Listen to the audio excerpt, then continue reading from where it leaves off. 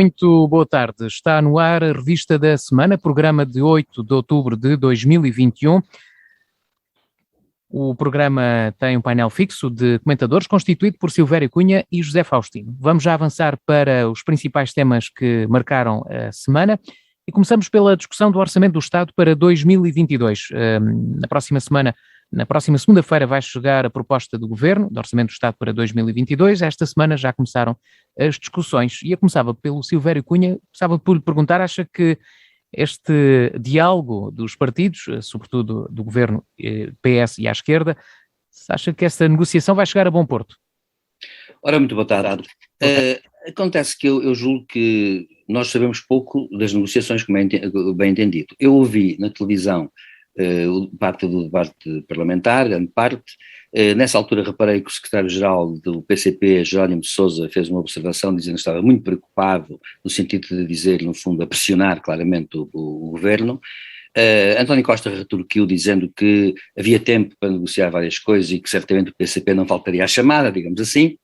O Bloco de Esquerda, que foi recuperado pelo Primeiro-Ministro, mas com o qual, no entanto, não parece que haja grandes afinidades. O Bloco de Esquerda é mais fluido nas suas exigências e eu lembrava até que ontem houve um tempo de antena na televisão do Bloco de Esquerda e pareceu-me claramente que foi um tempo de antena preparado com as 3 ou 4 grandes reivindicações e de facto são reivindicações que eu não julgo que o Governo venha sinceramente a aceitar. Portanto, o PAN faz sempre reivindicações que são reivindicações muito parcelares, muito sectoriais e contenta-se, portanto, com pouco, porque o seu eleitorado também é um eleitorado um bocado particular. O PAN é um partido que ainda está à procura do seu eleitorado, ainda tem uma estrutura, digamos assim, um bocado difusa. Agora, parece-me claro o seguinte, parece-me que há coisas que ouvi, por exemplo, dizer que o governo iria aumentar em 0,9% a função pública, portanto que é um aumento simbólico, digamos assim, iria aumentar as pensões com um adicional de 10 euros mês, além de que aumentaria o salário mínimo naturalmente, quer da função pública, quer o outro salário mínimo. Devo dizer que isto vai levantar problemas, porque entretanto os patrões já se manifestaram dizendo que são adeptos de um aumento, mas não daqueles aumentos de que se falava. O PCP propôs um aumento francamente grande, de 850 euros, penso eu. Acontece que os patrões dizem que não, rotundamente, e são adeptos de que este ano não devia haver aumento, só para o ano, porque enfim, houve a pandemia, o ano passado, e estamos nas escolas, e portanto eu penso aí, sinceramente, sou adepto de que os pequenos e médios empresários terão dificuldades, deveriam ter discriminação positiva, deviam ser compensados de uma forma qualquer. As empresas que, enfim, grandes empresas que pagam mais do que o salário mínimo, aliás, eu nem sabia disso, já Faustino aqui uma vez aqui me revelou aqui num programa isso, portanto as grandes empresas não seriam afetadas muito por isso, mas não sei, portanto eu penso que as negociações devem estar a decorrer, continuam a decorrer, mas hoje, julgo eu, seria o último Conselho de Ministros extraordinário que iria preparar o documento final para apresentar na segunda-feira. Portanto eu julgo que, havendo negociações, elas estarão encerradas. Claro que o PCP vai ter algumas concessões daquilo que quer, não vai ter tudo, vai ter algumas, e provavelmente o PAN vai ter uma para aí ou duas, e sinceramente acho que o Bloco não vai ter nada. Como se costuma dizer, e para finalizar, houve uma pessoa, um comentador, sinceramente já não sei, um comentador ou uma comentadora, que disse uma coisa muito interessante a respeito dos orçamentos. Disse que António Costa deu um abraço de urso ao PCP e ao Bloco e ao PAN, isto é, deu aquele abraço de urso que quando abraça aproveita para comer quem abraça. Ou seja, deu aquele abraço no princípio e acabou por vincular os partidos a compromissos, sempre a compromissos. Portanto, não sei se o Bloco desta vez vai abster-se, acho que fará mal se abstiver, por uma razão, porque perde, nas sondagens perdeu, se abstiver não, se votar contra, porque votando contra verificou-se a seguir que perdeu parte do eleitorado, e portanto eu julgo que o orçamento vai ser aprovado com os votos contra à direita e com os votos a favor ou abstenções à esquerda, ou o PAN, que é um partido que eu não consigo identificar muito bem, ainda está por identificar. Não estou a dizer que está identificado, o que é isto, o que é aquilo, a meu ver ainda está por identificar. O tempo dirá. E acontece que, portanto, vai ser aprovado com abstenções ou votos a favor daí. À direita, eu sinceramente continuo a achar uma coisa, acho que a escolha que António Costa fez devia também ter estendido o diálogo ao PSD, por uma razão simples, porque eu francamente acho que o Dr. Rui Rio, como presidente do PSD, tem feito propostas construtivas em certos aspectos. Isto é uma questão, não é uma questão ideológica. Eu até acho que Rui Rio tem uma particularidade, é que é uma pessoa muito técnica, muito racional, muito fria, e acontece que às vezes faz propostas que são muito bem enquadradas, e que às vezes até, acho eu, o governo tem seguido sem o dizer. E por isso acho que mais valia publicamente o governo ter dito, bom, estamos disponíveis para ouvir toda a gente portanto vamos ouvir e discutir em cima da mesa dentro de uma certa linha que será do governo, bem entendido. Portanto eu julgo que a situação é esta e neste momento eu penso que as grandes discussões foram debaixo da mesa e nós, público, ou como eu, cidadão, como todos os outros, não estamos especialmente, eu não tenho digamos, informação privilegiada, portanto não sei de nada senão aquilo que dizem os papéis públicos, isto é, e os ouvidos públicos, as bocas públicas que são os órgãos de comunicação social. Portanto, julgo que vai ser isto. Agora, estou com curiosidade em ver, sim, o comportamento do Bloco. Muito bem. E ver se de facto houve alguma satisfação a esse nível. Agora, termino dizendo uma coisa, eu acho que António Costa quer preparar-se para 22, para aí fazer, digamos assim, fazer assim umas coisas largas. É um ano pré-eleitoral, e portanto eu penso que António Costa está-se a conter agora para em 22, enfim, poder, digamos, largar mais os cordelões à bolsa. Eu acho que é um bocado isso. É a estratégia, aliás, do PS, como dos outros partidos que têm poder. Muito bem. José Faustino, boa tarde. Que análise faz deste período de discussão do Orçamento do Estado para o próximo ano? Vamos lá ver. O Primeiro-Ministro António Costa está à vontade, está folgado, não tem problema nenhum, porque já percebeu que é uma coisa que eu tenho dificuldade em perceber, especialmente em política, que nenhum outro partido quer as eleições. Talvez só o Chega queira, porventura a Iniciativa Liberal, aqueles que querem crescer, mas daqueles da primeira divisão, mas assim chamar, aqueles com a ambição de poder, ou que os mais votados, os tradicionais, como quisermos chamar, não querem eleições, eu não percebo porquê. José Faustino, permita-me dizer uma coisa, viu ontem o elogio que António Costa fez aos resultados do CDS nas autárquicas? Não vi. Tinham sido magníficos e que o CDS tinha atingido os seus objetivos. Pois, ele está completamente à vontade, diz isso, descompõe deputados, não conhece de lado nenhum, e, enfim, um comportamento impróprio de uma democracia, mas enfim, isso, já tenho dito isso várias vezes, e criou-se o mito da invencibilidade a curto prazo do António Costa. Portanto, eu digo, por exemplo, como exercício meramente académico, provavelmente há, com certeza, e provavelmente haverá outros, há com certeza outros, mas dou só um exemplo. Nem é preciso mudar o secretário-geral do PSD, basta dizer que Pedro Passos Coelho é o candidato a primeiro-ministro. Portanto, e Costa perde. Não tenho dúvidas nenhuma nisso, façam as sondagens que quiserem. Portanto, aí tem um que o vence. Portanto, e haverá outro, não tenho grandes dúvidas disso. Agora, como isso é pouco provável que aconteça, António Costa está à vontade. E o que é que ele fez? Não disse nada, quer dizer, é como ele gosta. Ri-se, ele até já se ri daquilo que diz.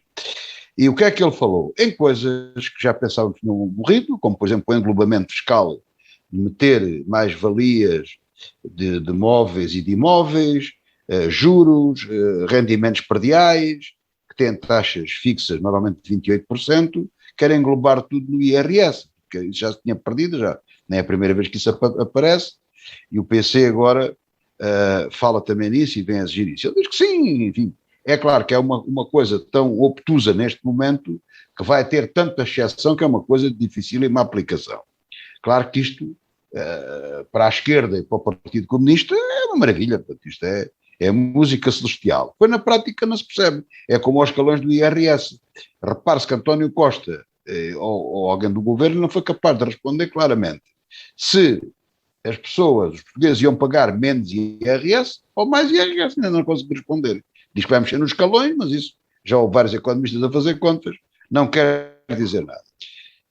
Fala-se na diminuição, lá está, para satisfazer algumas exigências do Partido Comunista, Um erro tremendo, estou-me a lembrar das coisas erradas que tenho ouvido, o IRS, acho que ele devia baixar, como todos os impostos, um importantíssimo era sobre os combustíveis, e uma das coisas que ele prometeu é acabar o prazo, diminuir o prazo talvez de 6 anos para 4 anos, da contratação a prazo. Isso é uma asneira do tamanho de um comboio, que vai aumentar o desemprego, como é natural. Mas como as estatísticas são manipuladas e só conta aquilo que está inscrito no Instituto de Emprego, portanto, talvez estatisticamente não aumente o desemprego, mas claro que aumenta.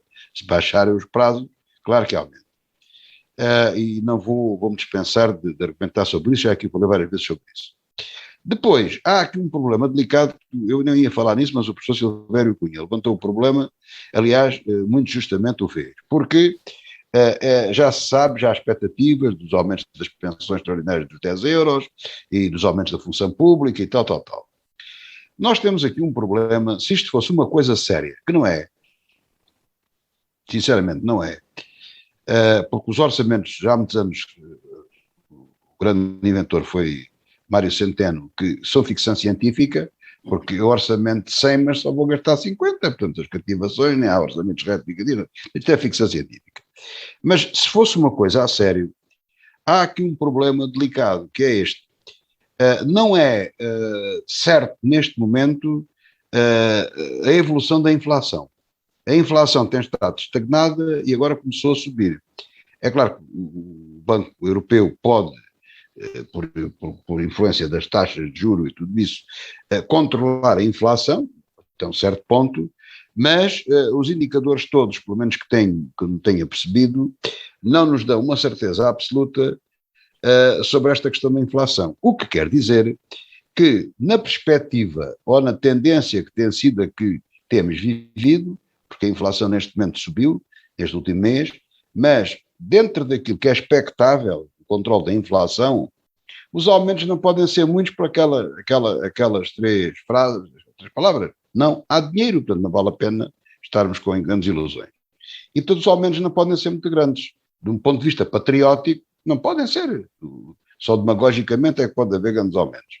Todavia, há aqui um problema que é isto da inflação. Se a inflação dispara, não estou a falar de números loucos, estou a falar de voltar àquilo de antigamente, aos 3, 3,5%, coisa assim. Quiçá 4%, não mais do que isso, mas se isso acontecer, dá-se um problema complicado. Quando estamos a trabalhar com uma crise como estamos a trabalhar e com aumentos diminutos, com o tal princípio de não haver dinheiro, a preocupação com a dívida pública, etc., os trabalhadores e os trabalhadores por conta de outrem toda a gente vai perder poder de compra, especialmente estes poder de compra. Ora, na minha opinião, na minha modesta opinião, de dizer, não sou especialista na matéria, penso que esta correção do nível de vida tem que ser feita através da fiscalidade. Portanto, é impensável ter grandes aumentos nesta altura em que se fala do orçamento. Mas há o perigo, de facto, da inflação subir. Então, nessa altura, tem que haver uma medida, pelo menos de prevenção, com a possibilidade de diminuir a fiscalidade. Tanto faz nos impostos diretos como nos impostos indiretos. Portanto, há um que é fundamental para já, que devia ser mesmo apregoado como diminuição, que é uma promessa antiga, que é o imposto sobre os combustíveis. Né? Agora, José Faustino, tente concluir, já leva só que acontecer, o Governo vai apresentar rapidamente o orçamento e a discussão fica depois na Assembleia da República, na especialidade, mas ele vai ser aprovado com os votos contra dos partidos à direita e com as abstenções dos partidos à esquerda, havendo de facto dúvida em relação ao PAN. Estou de acordo com o professor Silvério Cunha, mas eu, sinceramente, neste tema não vale a pena preocupar-me muito com o PAN. Quase 10 minutos de intervenção, José Faustino. Eu acho Vamos para o segundo tema. O governo... 10 minutos, eu e o professor Silvério Cunha, os dois juntos. Não, os dois juntos 15. O professor teve à volta de dizer, bom, mas isso, ficou gravado, se quiser depois conferir os tempos, mas foi uma intervenção mais longa. Vamos lá então para o segundo tema. Não foi muito. No segundo tema, proponho olharmos para o processo de vacinação em Portugal. A meta estabelecida era de 85% no final de setembro. por pouco que não foi atingido isso, penso que hoje ainda não chegou, já vamos a dia 8 de outubro, ainda não chegamos aos 85%, há essa dificuldade, também por haver já menos pessoas que ainda não levaram a vacina, há essa dificuldade, mas eu perguntava ao Silvério Cunha se é um falhanço do governo ou por décimas... Não, eu francamente acho que não, por uma razão. Neste momento calcula-se que estão 84,6% das pessoas vacinadas. É evidente que a partir daqui é muito difícil saber quem é que não está vacinado e quem está, porque as pessoas têm que se apresentar. Não se pode andar de casa em casa a saber quem está e quem não está, até porque seria, enfim, um bocado violento até, do ponto de vista da privacidade. Há pessoas que não querem ser vacinadas, também temos que admitir isso. E acontece que, naturalmente, as pessoas, portanto, também têm o seu espaço de liberdade e a vacinação não é obrigatória. Portanto, acontece que ela foi um êxito, 84,6 é um êxito. Agora, é evidente o seguinte, eu acho que a opinião pública deve estar atenta a outros sinais. Acho que os 85% não vão ter nada ou efeito a nada, a meu ver, vão impedir que haja, digamos assim, mortes acentuadas, embora estejamos a assistir agora a um aumento de mortes de pessoas com mais de 80 anos, por terem comorbilidades, sobretudo pessoas que têm outras doenças, mas acontece que não vai, digamos assim, entre 85 e 86 ou 84 não há grandes diferenças. O meu receio, para ser franco, é o inverno, são as doenças, as viroses associadas ao inverno. Segundo, claro, haverá sempre um grupo de pessoas imunodeprimidas que têm que ser vacinadas com uma terceira dose, e depois acho que, portanto, o êxito foi total, porque realmente não há outra maneira de ver a questão. Agora, o que eu acho é outra coisa, é que o amargo, digamos, o amargo de boca que a opinião pública sente, e eu sinto, quer dizer, que toda a gente sente, não tem a ver com a vacinação, tem a ver com outra coisa, é que as vacinas, descobriu-se agora, as vacinas vão ser aperfeiçoadas. A Merck vai inclusivamente agora arranjar um medicamento contra o vírus que parece que é bastante eficaz. E as vacinas vão ser melhores, como aconteceu sempre com todas. A vacina contra a raiva, a vacina contra a tuberculose, a vacina contra a difteria, foram todas sempre melhores e melhoradas com o tempo. Havia aquelas vacinas que duravam 1 ano, depois passaram a durar 5 anos, depois 8 anos, e agora até vacinas vitalícias. Portanto, o que vai acontecer com as vacinas contra o coronavírus é que elas vão ser melhoradas e agora as empresas farmacêuticas vão apresentar novas vacinas. E, portanto, para o ano nós vamos vacinar-nos com uma vacina mais eficaz, ou mais eficiente, porventura. Para o ano haverá o tal medicamento, penso eu, que aliás já está a ser examinado pela Autoridade Europeia do Medicamento, pela Merck, que já pediu também à FDA americana autorização para ser examinado em termos de comercialização. É um comprimido, aliás, e acontece uma cápsula, se me parece, se me vi, e acontece que eu acho que com isso tudo junto é que agora começa, digamos, vai passar o medo relativamente ao coronavírus que vai conviver connosco. O amargo é este, é que descobriu-se que as pessoas que a partir de uma certa idade baixam a eficiência da vacina, baixa dos 90 e tal para 47%, e é por isso que as pessoas agora estão outra vez muito expostas. E isso é assim, a ciência é assim. Isso aconteceu com as outras vacinas no passado. Sempre aconteceu. Portanto, acontece que eu acho que a vacinação foi um êxito, a campanha que foi feita liderada pelo vice-almirante foi bem feita. Agora, claro, não se pode andar à procura das pessoas à força. Há pessoas que, aliás, eu vou contar e termino com isto, contar uma cena que aconteceu, vem nos jornais. Houve uma pessoa que, não sei se é homem ou se mulher, para ser franco, que tinha medo de levar injeções. E que apareceu quando estavam a ser vacinados os jovens, os miúdos. E quando chegou lá, ela teve um colapso quando ia apanhar a injeção. E teve que ser tranquilizada, foi tranquilizada, depois viu uma rapariga e um rapaz apanhar a vacina, e lá foi vacinada, e depois até disse, isto afinal dói menos do que tirar sangue. Há pessoas que também têm os seus preconceitos, as suas sensibilidades, e isso há que respeitar. Portanto, tudo isto junto faz com que não seja possível apanhar os 85%. Mas creio que, para efeitos práticos, de, digamos, imunidade, atingiu-se aquela percentagem mínima adequada. Agora, as vacinas é que não são ainda completamente eficazes, hão de ser no futuro cada vez mais eficazes, mas isto é assim, eu acredito, como o José Faustino tem dito e bem, eu também acredito na ciência, e acho que elas vão melhorar, e acho que chegará ao ponto em que nós teremos para o ano certamente de melhores condições. José Faustino, a sua opinião sobre a vacinação, acha que houve algum falhanço? A minha opinião não é muito divergente da do professor Silvério Cunha. A única coisa, não sou tão otimista na classificação ou tão benemérito na classificação como ele. O êxito não foi total. porque o objetivo não foi cumprido. Nós em Portugal temos que nos habituar a trabalhar com ritmo. Houve a Task Force trabalhou muito bem, o vice-almirante trabalhou bem, os serviços de saúde trabalharam bem, tudo isso é verdade. E estão de parabéns todos, atingiram um nível que eu não esperava. Os militares. Dizer. Pronto, toda a gente. Isso é tudo verdade. É tudo verdade. Também é verdade que começa a atingir-se um ponto em que é difícil ultrapassá-lo, que as pessoas nem querem, por vários motivos, etc. Há um fator que eu também desconheço, não sei se é verdade, se é mentira do que dizem, não sei, se não seria possível mais alguns serem vacinados, se é só porque não querem ou porque não conseguem ser vacinados, porque nem tudo foi ouro, não é? Portanto, eu uma vez correndo bem, outra vez tive que esperar, as pessoas esperaram horas, né? Não me parece que aquele sistema da casa aberta é treta, que não é sistema nenhum. Aquilo é voltar ao antigamente, de ir para as bichas às 5 da manhã para apanhar senhas. Portanto, isso é tudo conversa. Isso é a parte da mentira que é sempre habitual. E agora, o que é certo é que o objetivo dos 85% no final de setembro não foram atingidos. Pronto, ponto. Não foram. Foram 84,6%, não são 85%. É isso que temos que nos habituar a avaliar. Em relação ao resto, há aqui uma grande dificuldade que é acabar com o vírus.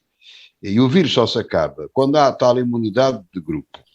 Aqui eu direi, quando houver uma imunidade a nível do planeta, que não é preciso 85%, eu não sou especialista, mas acho que isto com 70% se conseguirá fazer. Agora, é preciso que as pessoas sejam efetivamente vacinadas, porque senão iremos falar mais à frente, como disse ontem o secretário-geral da ONU, o próprio desenvolvimento, e como isto, enfim, o vírus não está anulado, o próprio vírus vai desenvolvendo mutações e cada vez torna mais complicado. De resto, é tal e qual como o professor Silvério Cunha disse. Portanto, o que é previsível é que nem o mundo vai ser todo vacinado. Eu acho que não basta mandar vacinas para lá. Tem que ir lá uma task force vacinar as pessoas, tem que ir lá alguém da ONU dar as vacinas, porque senão as pessoas, os dirigentes de alguns países roubam as vacinas para eles, para os familiares, e vendem-nas para outros sítios, que é o que acontece normalmente com as assistências que vão para essas coisas. E portanto, é um problema muito complexo. A tendência é aquilo que o professor Silvério Cunha disse. É um medicamento que esperemos aquele que está para ser aprovado que funcione, aí já estamos descansados, aparece o bicho, toma-se o comprimido e o bicho morreu. Pronto.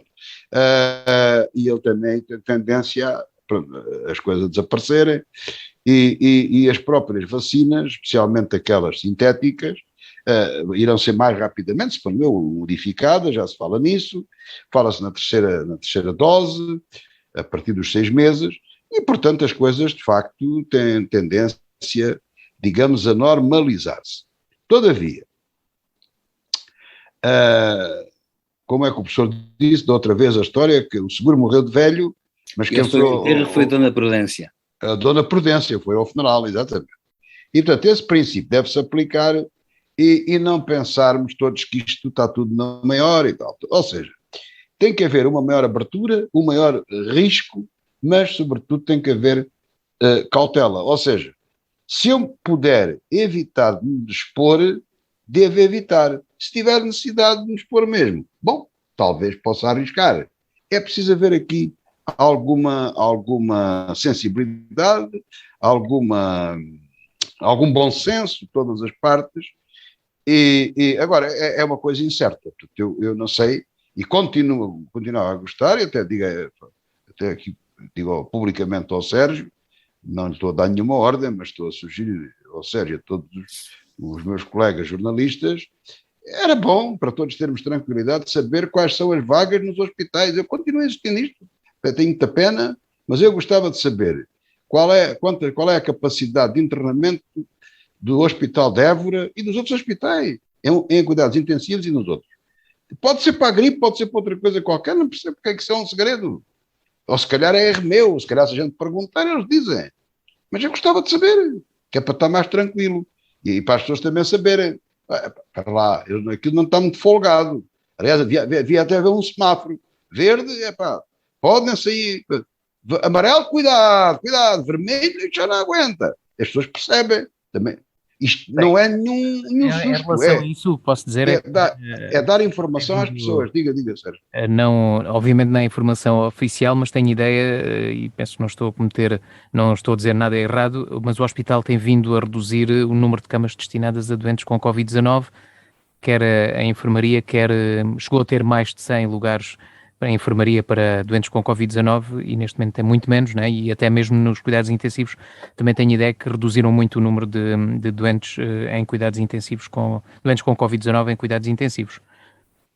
Mas eu não quero saber de cuidados intensivos, eu quero saber de todos. O problema agora é geral, porque a gripe também vai atacar.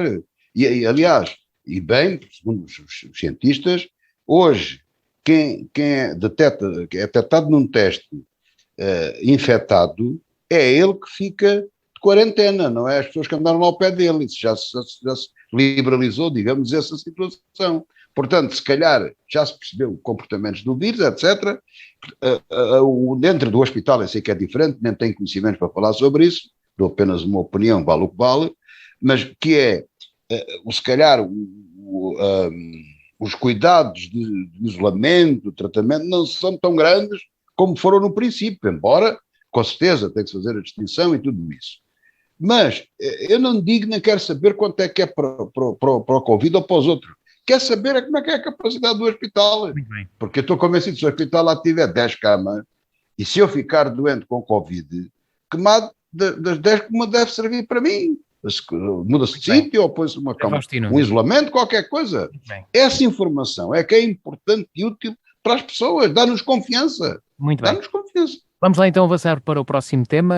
O juiz negacionista, assim foi apelidado por alguns, foi expulso da magistratura, ainda tem alguns dias para poder recorrer, mas a decisão foi tomada pelo Conselho Superior da Magistratura, tendo em conta declarações que fez, insultos, também faltas injustificadas no tribunal onde estava colocado. Silvério Cunha, foi uma decisão correta? Pois, eu já quero lembrar duas coisas. Uma coisa é que ele sofreu uma sanção disciplinar, um processo disciplinar que teve a ver com dois episódios. De resto, é bom dizer que estão a correr contra ele alguns processos de crime. Esses vão funcionar à parte e, portanto, não estamos a falar deles. Ele não foi demitido da função pública ou expulso da magistratura por causa desses processos de crime, porque esses ainda vão ser julgados e, portanto, até lá presumo que está inocente. O que aconteceu com este juiz, há uma história curiosa que eu ouvi, que vendo pelo mesmo preço. Este juiz era juiz, depois pediu licença sem vencimento, foi para o Brasil, foi advogado, depois voltou, pediu para voltar a ser juiz, depois foi para Odmira, em Odmira levantou logo um problema que obrigou à sua suspensão do ponto de vista disciplinar, e depois assim sucessivamente ele foi criando incidentes sobre incidentes. Há incidentes dele dentro da estrutura judiciária, ao que parece.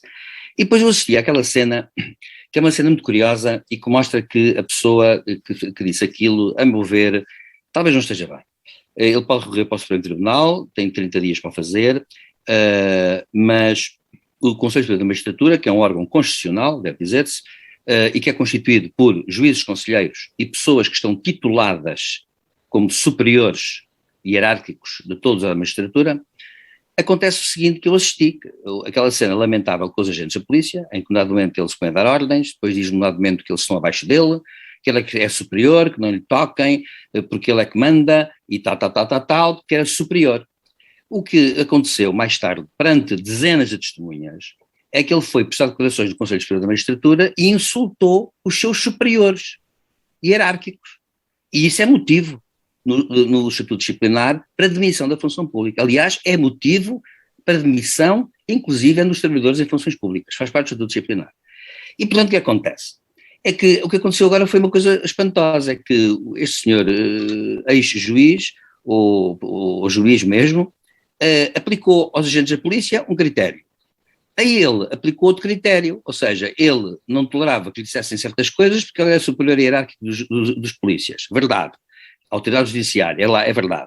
Mas a seguir chegou a um sítio onde só estão superiores deles, aliás, deve dizer-se que o presidente do Conselho Superior da Magistratura é um juiz conselheiro, é o presidente do Supremo Tribunal de Justiça, e acontece que ele foi, acho que perante testemunhas várias, além dos membros do Conselho, ele foi insultuoso, riu-se na cara deles, disse coisas completamente passadas, incríveis, coisas incríveis, e, portanto, o Conselho Superior da Magistratura não podia deixar de admiti-lo da função pública, porque uma pessoa, ele foi falar com generais, e ele não passa digamos assim, de um major, de um capitão-major, é o estatuto dele em termos judiciários. Portanto, um capitão-major chegou ao pé de soldados rasos e disse-lhes, vocês não mandam nada, quem aqui manda sou eu.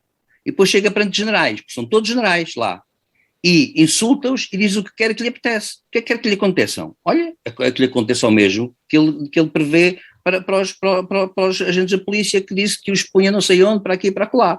Portanto, é evidente que ele teve dois critérios para dois casos que são análogos. Os casos nunca são iguais, são sempre análogos. Portanto, ele teve dois pesos e duas medidas, digamos assim. Ora, isto não pode ser tolerado por ninguém. Mas atenção, isto aplica-se a toda a gente. Eu não gosto de olhar para este juiz como sendo um caso especial, um caso único, agora uma perseguição, nada disso. Isto é uma coisa que acontece, digamos assim, em todo lado e com toda a gente, sempre que há um estatuto disciplinar em causa. Para quem não tem estatuto disciplinar, há naturalmente, a Ordem dos Advogados também tem estatuto disciplinar. E toda a gente sabe que, se for de lei a Ordem dos Advogados, há editais com as punições que o Conselho competente impõe a advogados. Acontece que já houve outros juízes castigados, portanto não é a primeira vez, não é um caso único, não é um caso excepcional. Isto acontece nas Forças Armadas, isto acontece no ensino. Eu tenho um estatuto disciplinar a meu respeito. Se eu infringir, posso apanhar com a admissão da função pública também. Portanto, acontece que é a admissão máxima, do ponto de vista administrativo. Concluindo, eu acho que, sinceramente, sendo verdade aquilo que aconteceu, aquilo que a televisão mostrou, e depois aquilo que dezenas de pessoas disseram que aconteceu no Conselho Superior, em plena reunião, e é preciso lembrar que estão lá os membros, são muitos, estão os secretários, estão os escrivães, estão aqueles que tomam notas, portanto, estavam lá pelo menos umas 20 ou 30 pessoas. Sendo verdade que isto aconteceu, é evidente que se fez apenas o normal, portanto não aconteceu nada de particular a este juiz. Este juiz apenas teve notoriedade, porque andou no YouTube a fazer umas declarações um bocado estranhas, exóticas, e termina dizendo isto. Quando ontem foi interrogado pela comunicação social sobre o assunto, ele diz, não preste declarações a jornalistas, primeiro, a jornalistas, órgãos de comunicação social. Segundo, a jornalistas que andem com máscara. Isto é uma coisa, é uma resposta que eu sinceramente acho um bocado sem pés nem cabeça. Isto é uma coisa que, sinceramente, ultrapassa o bom senso. Portanto, acho que há aqui qualquer coisa, que tem que haver uma explicação aqui, para além do mais, porque a não ser que estejamos a dizer que o senhor quer um protagonismo qualquer, de qualquer espécie, pode acontecer. Mas eu acho que se passa qualquer coisa que não é mensurável do ponto de vista racional. Porque esta saída dele ontem, quando estou a conhecimento, não parece que usam máscara, mas isto lembra na cabeça de alguém? Passa na cabeça de alguém? Não passa. Portanto, acontece que eu acho que o que aconteceu foi aquilo que acontece muitas vezes durante o ano a muita outra gente de que ninguém fala. Portanto, eu não vejo razão nenhuma para que nos espantemos com a deliberação do Conselho Superior da Magistratura, que, como se sabe, é um órgão supremo que fiscaliza a magistratura toda. José Faustino. Bom, eu não gosto muito do termo dos negacionistas e dos juízes negacionistas. Isto vai-me lembrar o caso das alterações do clima. Vemos cientistas que dizem o contrário do que diz a maioria, são negacionistas, é toda a gente negacionista. Eu tenho dificuldade de lidar com isso. É uma gente um bocado rufia que não respeita a liberdade dos outros e quer impor os seus pontos de vista aos outros. Isso aí é que é mau. E é tanto mau quando quem exerce isso é um juiz, que tem, como bem sabemos, limitações na sua liberdade, que ele aceitou ao escolher a sua profissão. Portanto, o juiz não pode estar num partido político, não pode ser candidato à Assembleia da República, enfim, tem várias limitações. Porque é completamente à parte, é um órgão de soberania, é um magistrado, portanto, não pode andar a fazer certas coisas, não é? Agora, aquilo que ele disse ao polícia é tudo verdade, ele é superior hierárquico dele, só disse para não lhe tocar, isso é tudo verdade.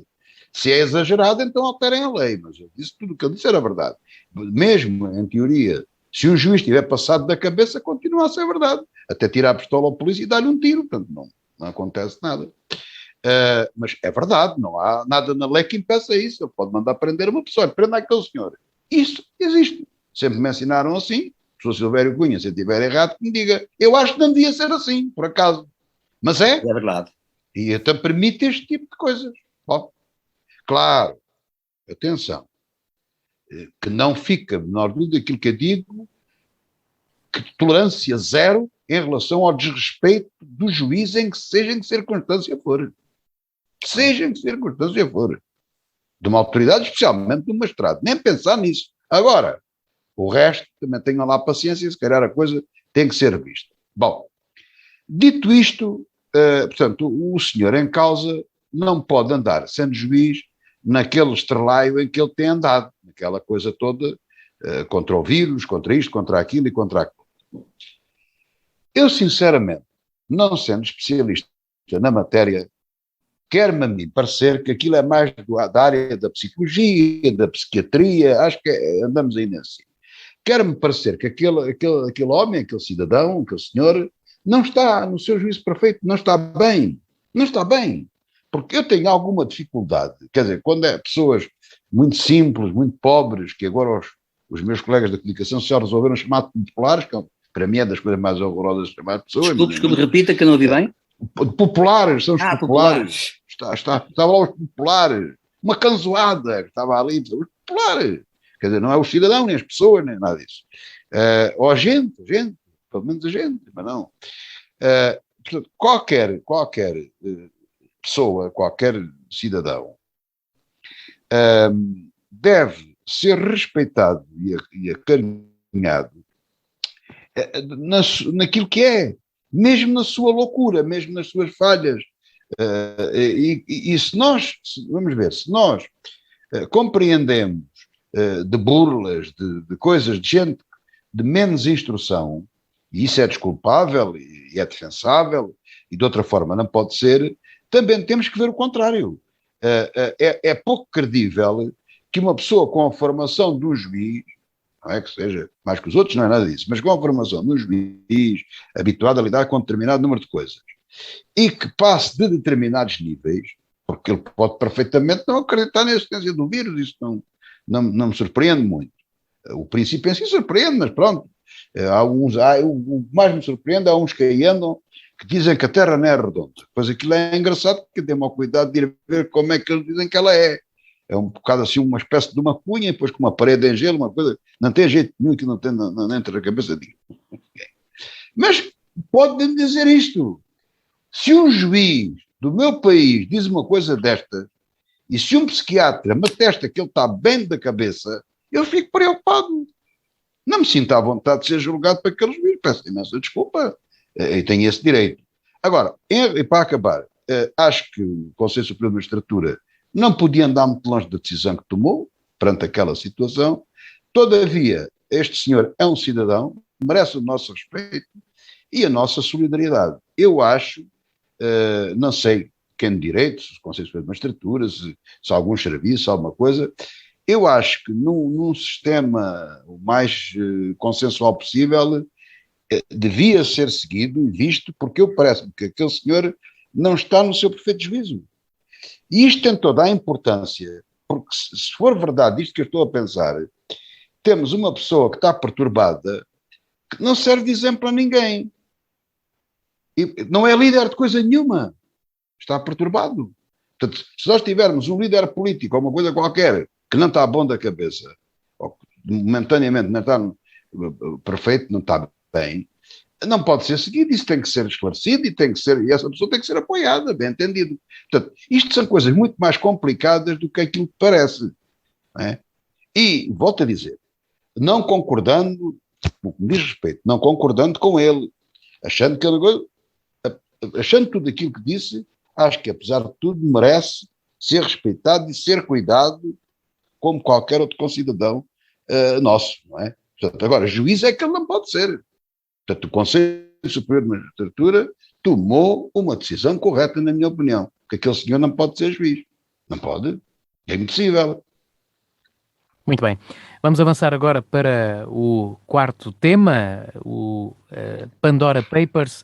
É um novo caso relacionado com, enfim, pessoas, políticos, chefes de Estado, até personalidades de todo o mundo que esconderam fortunas em paraísos fiscais. Silvério Cunha. Alegadamente. Eu penso que a questão põe-se de uma outra, a meu ver, deve ser posta em dois níveis, não é? A questão dos offshores é uma questão sempre muito complicada porque os offshores têm uma parte que é de funcionamento legal, sem problema nenhum. Portanto, uma pessoa que tenha dinheiro em offshores, mas paga os seus impostos e os declara, não tem problema nenhum. Portanto, a meu ver, essa questão não serve confundir as coisas. Eu ouvi alguns dos visados, também foram 35 os principais visados por serem conhecidos da opinião pública geral e internacional, não é?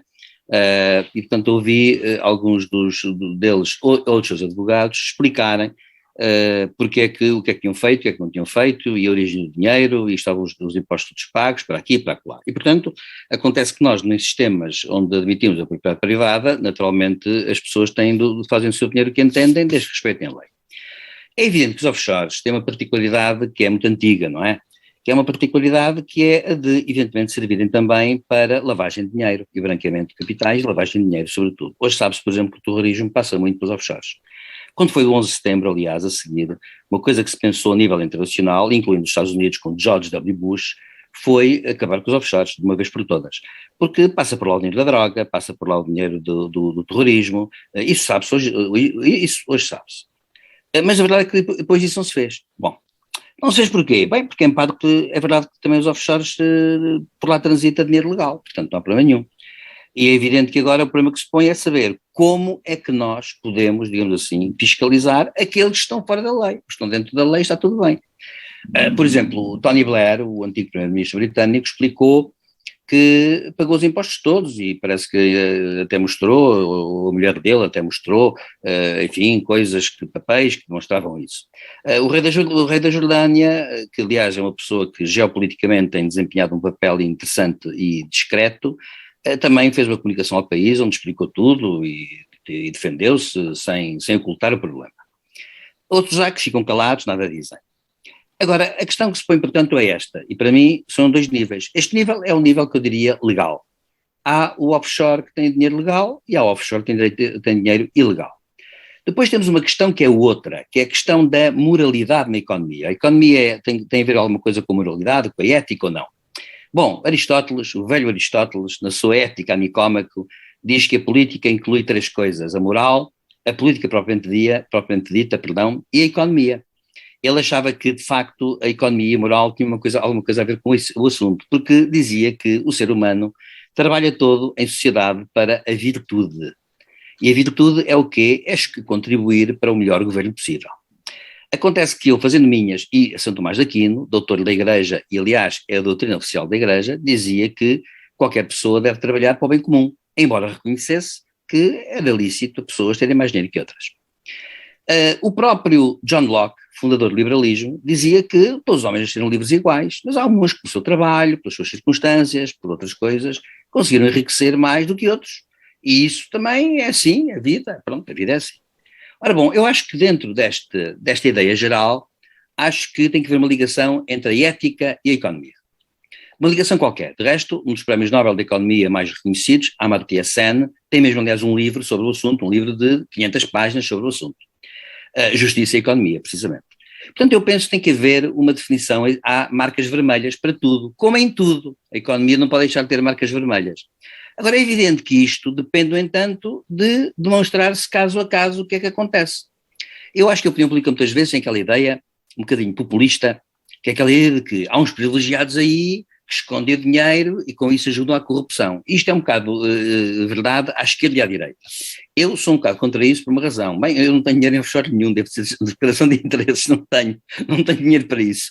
Mas acontece que quer dizer o seguinte, eu quero dizer que, vamos cá ver, nós não podemos partir do princípio de que são todos os malandros. Portanto, nós temos que partir de um princípio que é este.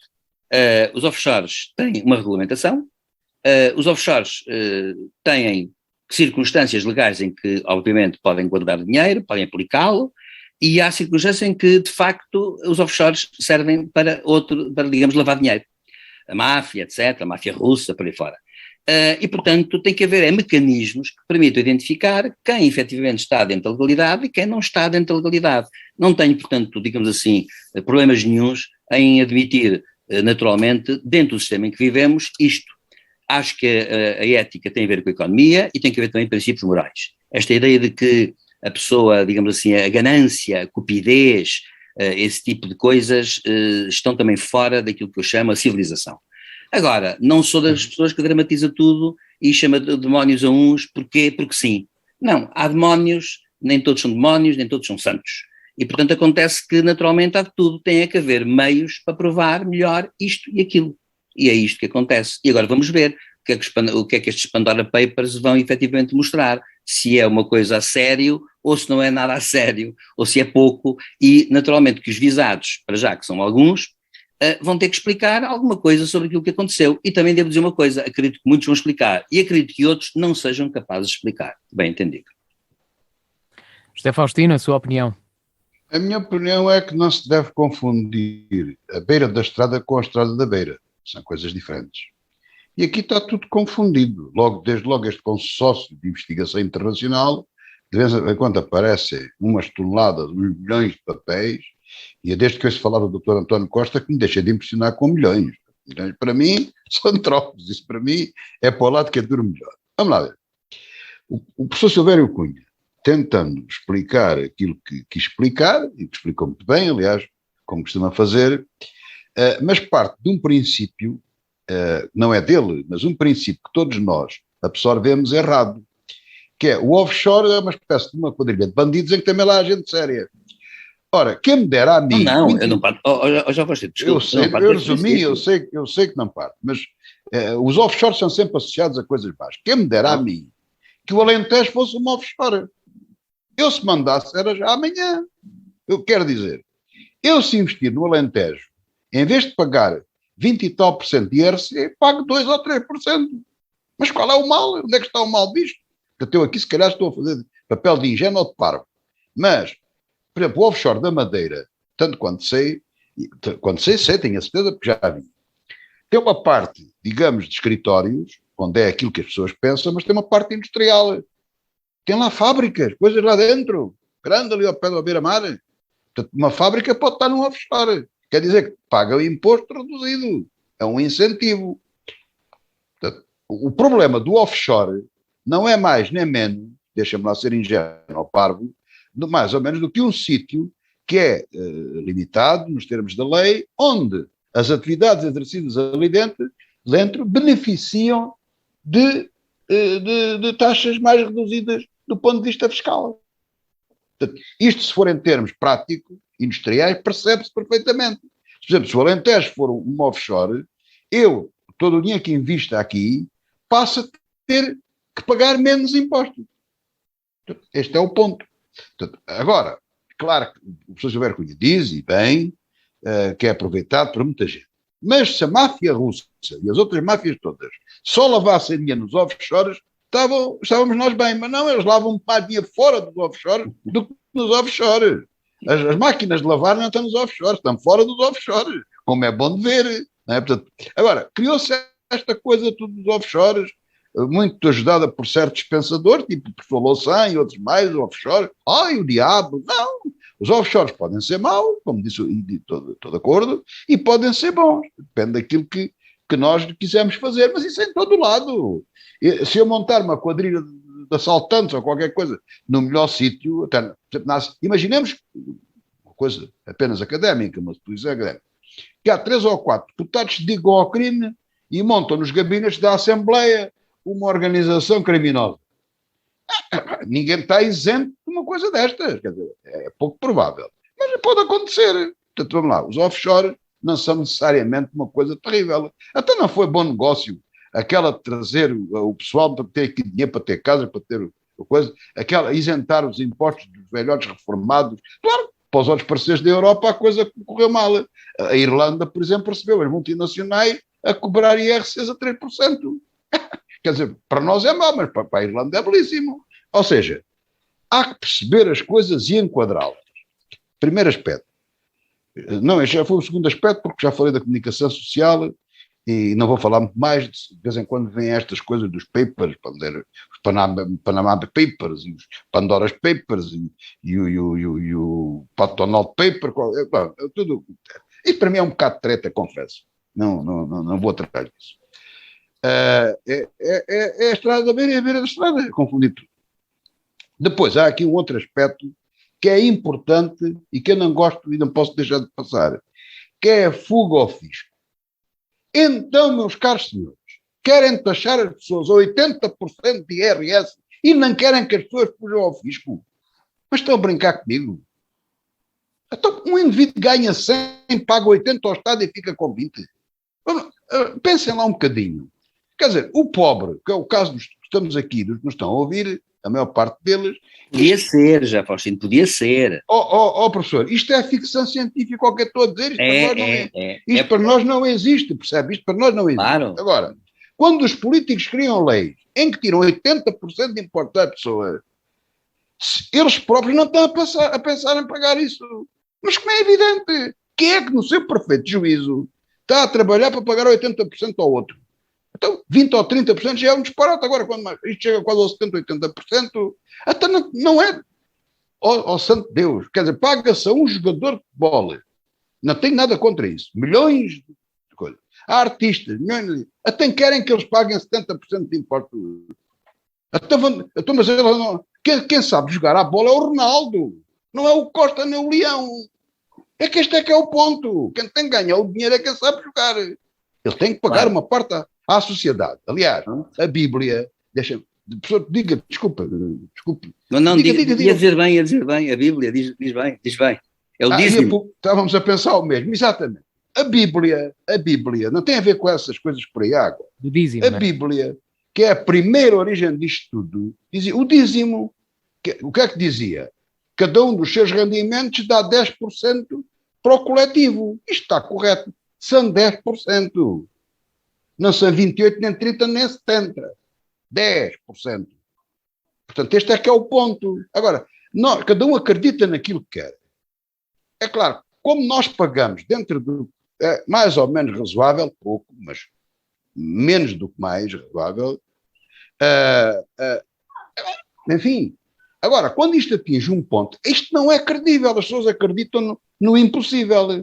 E, portanto, há tendência perante esta fiscalidade que temos em fugir ao fisco. Quem pode e quem tem motivos para isso foge. Os outros não têm motivo, nem têm necessidade disso. Terceiro e último, ou quarto e último aspecto. Aqui, nesta notícia toda dos papers, não sei o quê, do paper show, há um problema que é este. Há ou não há fuga ao fisco? Facto, como o professor Silvério Cunha já disse isso, mas eu vou sublinhar. O facto de ter dinheiro depositado em empresas offshore não invalida que a pessoa esteja a cometer, não quer dizer que a pessoa esteja a cometer, não invalida que esteja legal, não quer dizer que esteja a cometer qualquer ilegalidade. E, portanto, há aqui que perceber o que é que se passa. Dizer que tem não sei quantos milhões num offshore não quer dizer que está a fugir ao fisco. Não é sinónimo uma coisa da outra. Portanto, alegadamente, haverá algumas dessas pessoas, normalmente figuras importantes, se fosse eu ou outro assim, não tinha importância nenhuma, porque estão alegadamente a fugir ao fisco. Isso logo se verá se será assim ou não. Ainda nunca vi grandes processos desses tais show papers, não vi nada ainda assim em concreto. Mas posso estar enganado. Muito Agora, bem. eu vou-lhes dizer uma coisa, não corro risco de falhar. Os grandes gangsters e os indivíduos que fogem ao fisco a sério, lavam dinheiro, fazem 30 por uma linha, nem por sombras são conhecidos, ninguém sabe quem eles são. Os outros que eles falam são artistas, atrizes, jogadores de bola, políticos, etc. São conhecidos. Digam-me lá, isto é isento. Porquê é que não falaram no Manuel Joaquim da Silva? Ou no John Smith qualquer coisa? Não sei. Falaram, Sérgio? Ou foi só nos importantes? Ou nos VIPs?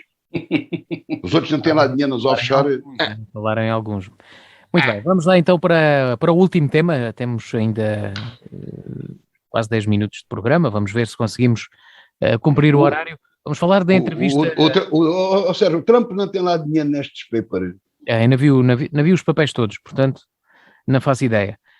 Vamos falar do quinto tema. A entrevista do secretário-geral da ONU, António Guterres, defendeu uma reforma do Conselho de Segurança da ONU, disse também que o mundo ainda não foi capaz de se juntar no processo de vacinação contra a Covid-19 basicamente, não sei se o Silvério Cunha para onde é que quer pegar nesta entrevista na televisão. Ora bem, eu acho que esta entrevista foi interessante e foi importante. Nós sabemos hoje que a ONU, enfim, a ONU tem muitas inoperâncias, tem muitas incapacidades, mas isso faz parte da sua essência quando ela foi, digamos, construída. A ONU foi construída com uma ideia que falhou logo no princípio, e, portanto, a ONU pode dizer-se que ao longo da sua existência praticamente poucas vezes pôde cumprir os seus deveres a 100%. Mas eu gostei da entrevista do engenheiro António Guterres por duas razões. Uma delas é pessoal. Gostemos dele mais ou menos, assim ou assado, a verdade é esta. Ele é um homem que no Acnur mostrou muita coragem física, inclusivamente, foi a sítios perigosos, sem ter medo. É uma pessoa que tem uma noção, ele é um católico convicto, podia não ser também, podia ser outra coisa qualquer, ou não ser nada, mas é uma pessoa convicta, tem convicções. E como tem convicções, é uma pessoa que defende as suas convicções. E isso é uma coisa que, com humildade profissional mesmo. Portanto, ele acha que tem uma missão a cumprir e acha que deve fazer o melhor que sabe fazer com aquilo que é. E, portanto, é ser o melhor que se pode ser com aquilo que se é. E acho que isso do ponto de vista moral, é bastante importante. Ter um secretário-geral da ONU assim é muito importante. Segundo, ele foi, digamos assim, franco. Todas as questões de uma forma franca. A respeito dos talibãs, do Afeganistão, a forma como temos de falar com eles, temos que, digamos assim, mostrar-lhes também alguns prémios para que eles cedam em algumas coisas, porque de facto é assim as coisas como são, mesmo que não gostemos. Falou da necessidade de facto do Conselho de Segurança ser, digamos, renovado. Fala-se muito que o secretário-geral António Guterres sempre defendeu, até enquanto Primeiro-Ministro, uma coisa que por acaso agora não falou muito nisso, mas há tempos ele falou na necessidade do Japão entrar para o Conselho de Segurança como membro efetivo, e a Índia.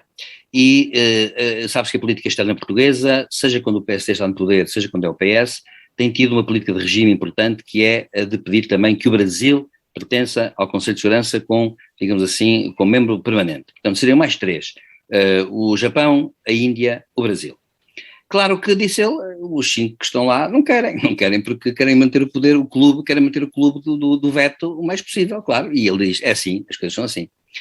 Portanto, naturalmente, ele acho que foi muito realista na forma como expôs as questões, foi franco, disse a verdade, a meu ver, e portanto, eu acho que a entrevista dele foi desassombrada, foi serena, mostrou convicções, e portanto eu penso que ele é um homem que está no lugar certo. Ele de facto foi feito para estas coisas e antes deu provas disso no Acnur, onde realmente foi as zonas de conflitos, onde havia tiros, e ele foi à frente com um colete antibalas e foi lá. E acontece que, como secretário-geral da ONU, estou convencido que é um daqueles homens que, se for necessário, vai aos sítios, se for necessário. Eu estou convencido, vou dizer uma coisa que parece isto não é que eu tenha uma especial identificação com o engenheiro Guterres, porque, enfim, não é essa a questão. Eu acho que é pelas atitudes e pela prática. Ele é um daqueles homens que era capaz de dar a vida no exercício do seu cargo. Por acaso, sinceramente, já houve, aliás, um secretário-geral que foi, hoje sabe-se, assassinado, o da H. Hammarskjöld, no princípio dos anos 60. E acontece que ele será uma pessoa que, em nome dos seus ideais, não se importará de sofrer consequências graves. E, portanto, acabando, eu diria assim, gostei da entrevista, mostrou uma parte do homem que ele é, naturalmente não do homem íntimo, mas do homem, digamos, de Estado, que ele é, um estadista, e mostrou que ele é um secretário-geral humilde, discreto, mas que se esforça e que está em cima das coisas, e sabe como é que são as coisas, tem dados, sabe como é, explicou tudo muito bem, o déficit da ONU, como é, como não é, foi também discreto, não quis expor países, não quis expor estadistas, não quis dizer que havia pessoas que estavam ali a dever dinheiro e que não queriam pagar. Ele foi muito, muito, muito, digamos, discreto, muito correto. E portanto, e a meu ver, mostrou também um bom conhecimento da realidade internacional. Mostrou princípios e realismo, que é uma coisa muito importante também. Em nível internacional, nós não podemos ser só realistas ou só ter princípios. Qualquer uma das coisas é má se está sozinha. A coisa tem que ser caldeada. E ele mostrou, portanto, ser, a meu ver, um bom estadista de nível internacional para uma função internacional. José Faustino. Não, eu tenho o privilégio de ter conhecido pessoalmente o engenheiro Guterres e inclusive já ter estado na ONU, já estive em Nova Iorque na ONU. E fiz uma visita até bastante demorada, estive naquela sala, no Conselho de Segurança não estive porque ninguém lá entra, mas nas outras salas já estive grande, na Assembleia Geral, e tudo isso. Eu conheço aquilo mais ou menos, dentro do que é possível, e há uma coisa que é importante e que a mim sempre me fez uma certa confusão, e que o engenheiro Guterres, com o nível que ele tem, o Sr. Silvério Cunha forçou, portanto eu posso testemunhar que ele como pessoa é boa pessoa, é um cristão católico convicto, uma pessoa de causas, e está de facto no lugar certo, é a pessoa certa no lugar certo, isso não há dúvidas, mas ele não pode dizer determinadas coisas. Mas a televisão que passou a entrevista mostrou algumas coisas que é importante falar da ONU. E eu quero dizer uma coisa, há bocado quando falámos aqui dos 85% da vacinação, não atingimos o objetivo. Mas a ONU, nestes anos de existência, tem atingido o seu objetivo. Aquilo foi criado para evitar uma terceira guerra mundial. Sim. É o que lá diz, é o princípio fundamental, são as Nações Unidas. E o Conselho de Segurança, tirando a China, que está ali um bocado ali fora de jogo, são os aliados que restaram disso. Pronto. E depois também, já há uma série de rapaziada, permitam-me dizer assim, que eu gostava de ver a lista, não é só dos do banco, também gostava de ver a lista, quem é que não paga as cotas da ONU?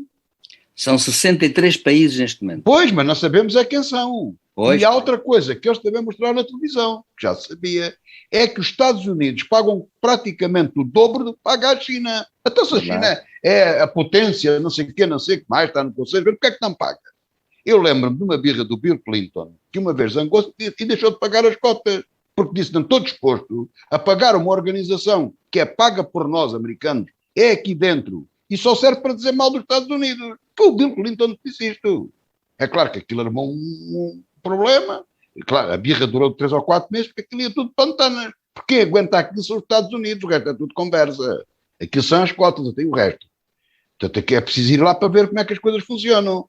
Portanto, estas coisas são como são. Por exemplo, o Conselho de Segurança. Querem ir para o Conselho de Segurança, pagam cota mais alta, pagam mesmo, pagam os Estados Unidos. Isto não pode ser assim, quer dizer, isto parece uma brincadeira. Vamos lá ver, eu ali já não percebo a China. Agora percebo que eles são membros permanentes, percebo isto, aquilo não é igual, aquilo é quase como uma cidade de cotas, não é? E as coisas são como são, é o que é possível, não é? É o que é possível. Mas talvez esta seja uma forma de resolver isso. Eu acho que os permanentes do Conselho de Segurança iam pagar a cota máxima, igual aos Estados Unidos, e lá por cima, não é? Por baixo. E os outros logo se veria, não é? Tanto se podem pertencer ou não sei. Muito bem. Não vejo ali massa crítica, como digo, da China tenho dúvidas. Neste momento não tenho muitas dúvidas, que eles cresceram muito. O Japão seria um bom elemento no Conselho de Segurança. Não, o Japão foi derrotado na guerra e derrotado tem sido e não sei se já tem exército. Pois também, mas a Alemanha nesse caso também podia ir para o Conselho de Segurança. Sim, também podia. Pois, mas esse também fez a guerra. São os dois que têm nem eles querem, porque eles, infelizmente são dois povos que têm vergonha. E muito respeito para a humanidade e têm consciência do mal que fizeram aos outros. Verdade. A gente já lhes perdoou, mas não nos esquecemos. Atenção. Agora, em relação aos temas que o engenheiro Guterres falou, o secretário-geral da ONU, há coisas que o que ele diz, o clima, eu tenho algumas dúvidas se é assim, se não, mas dou o benefício da dúvida. Não acredito no diálogo com os talibãs, como é evidente, portanto, aquilo é impossível, quer dizer, não há diálogo com terroristas. Quer dizer, um indivíduo que não quer que uma mulher aprenda, de cara destapada, que exerça a sua vida em liberdade, não é possível falar com este tipo de pessoa. E para resolver isto, dá um tiro na criatura. Portanto, eu vejo só exibir, aquilo não é nada, as armas e coisas, aquilo, não é possível falar com aquela gente, desculpem. Quer dizer, não é possível, é impossível. Também não sei como é que se trata aquele tipo de pessoa, mas não sei, falar que não. Depois falou muito importante, uma intervenção muito importante sobre a questão da vacinação, dentro da linha daquilo que eu tinha defendido, é aquilo que eu também penso. Agora, atenção às licenças e um certo número de coisas, eu aí sou um bocado mais cauteloso, porque acho que sim, há maneiras de fazer, que aliás faço aqui o paralelo com a questão das forças de manutenção de paz, que ele fez bem em ter explicado isso, e de forma mais ou menos semelhante ao mecanismo, como é que elas funcionam, é assim que também se deve fazer da vacinação. Ele não falou nisso, e também ele não pode falar de tudo. Quer dizer, ele tem uma responsabilidade muito grande. Agora, o que não há dúvida nenhuma, aquilo que o professor Silvério Cunha disse e que eu também quero salientar, é que, felizmente, para nós termos um português naquele posto e tudo isso, que não é um verbo de encher, que não é um indivíduo que está por estar. Portanto, vê-se perfeitamente que ele, com uma natural facilidade, ele domina todos aqueles dossiês. Claro, tem um staff muito grande por trás, grandes especialistas, aquilo é uma coisa, ou não é uma coisa monumental, é uma coisa extraordinária. Portanto, ele tem um grande staff, tem tudo isso. O que é certo é que ele domina matérias muito diversas, de política internacional, tudo isso, e portanto ele está a fazer um excelente lugar. Como já disse, é a pessoa, de facto, talhada para aquele cargo. Há às vezes essas felicidades que se dá na vida da pessoa certa no lugar certo. E isso é motivo de orgulho para os portugueses. E também gostei da entrevista, porque, sim senhor, toca aos pontos dentro daquilo que é possível ao secretário-geral. E é bom que os outros países que falam muito e pagam pouco, comecem a pagar. Porque quando fazem acordos internacionais têm que cumprir. Não é só os americanos que pagam. Muito bem. E depois ofendem-nos, chamam de polícia do mundo e tal. Paguem o mesmo que a polícia. Chegámos ao fim. Cumprimos a nossa ordem de trabalhos. Muito obrigado pela vossa participação. Quanto à revista da semana, regressamos de hoje a 8 dias, à mesma hora. Boa tarde, bom fim de semana.